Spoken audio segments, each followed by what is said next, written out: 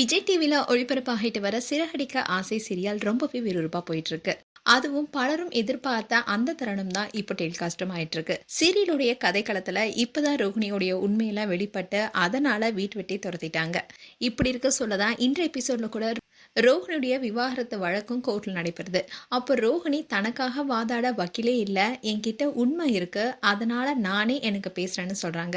மனோஜுடைய வக்கீலோ ரோஹிணியோடைய உண்மையான பெயர் கல்யாணி தான், அவங்களுக்கு ஏற்கனவே கல்யாணம் முடிஞ்சிருச்சு, அவங்களுடைய மகன் சர்டிபிகேட் எல்லாமே கொடுக்குறாங்க.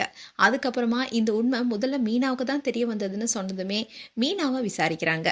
உங்களுக்கு எப்படி உண்மை தெரிஞ்சதுன்னு நீதிபதி கேட்க, தீபாவளிக்கு ஊருக்கு போன இடத்துல தான் எனக்கு உண்மை தெரிஞ்சதுனோ, அந்த உண்மையை நான் வீட்டில் சொன்னா என் பையனும் நானும் தற்கொலை பண்ணிப்போன்னு மிரட்டினாங்கன்னு மீனா சொல்றாங்க.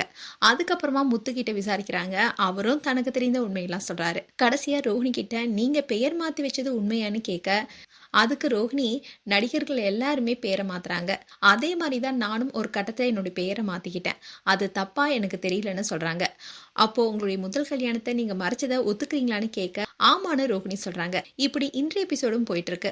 ஸோ ரோஹிணியை உண்மையை சொன்னாலும் தனக்கு சாதகமாவே எல்லாத்தையும் சொல்லுவாங்கன்னு எதிர்பார்க்கப்படுது. அது மட்டும் இல்லாம எப்படியும் மனோஜ் டிவோர்ஸ் பண்ண மாட்டாங்க, அதோட அந்த குடும்பத்தை கண்டிப்பா பழி வாங்குவாங்க.